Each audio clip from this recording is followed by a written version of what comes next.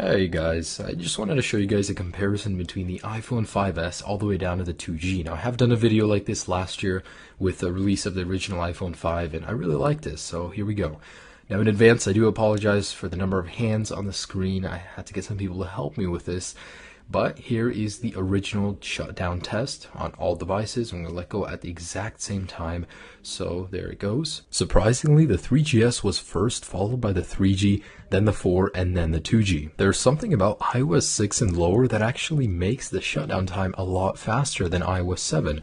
Although all devices on iOS 7 shut down at the exact same time, which makes me think, what did they change? And in a second here, they should all be turning off at the exact same time. Now, while performing the boot up test, I just want to let you guys know it's important to notice that from the 5S and to the 2G, there's a massive difference in processing power and RAM, obviously.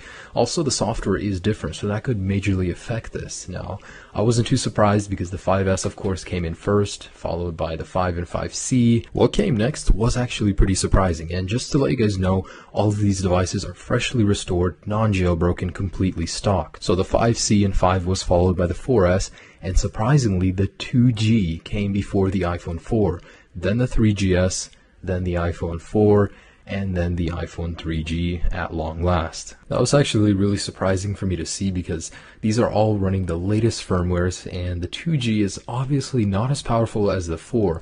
It's just the booting sequence and the way it works probably was changed in iOS 7, so that could be at fault. Now for the last couple of tests, I'm going to load reddit.com and apple.com, and the 5S is almost instantaneous. Thanks to the extra processing power and the new Wi-Fi capabilities, it's an amazing web browsing device, and it goes downhill from there to the 5C and so on. Just to confirm, all applications have been closed in the multitasking bar where applicable, and we're just going to go ahead and load reddit.com. And here we go. So this is reddit.com, launched on all devices at the same time. The 5S is king in this test as well as all others. Then comes the 5, then the 5C, then the 4S, and then the 4, and so on. So what did I learn doing these tests?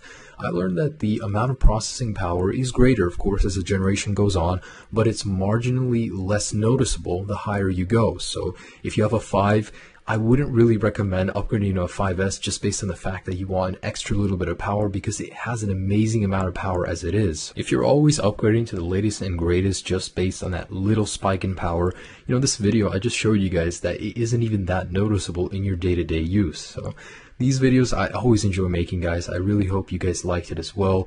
Have a great day, guys. Peace.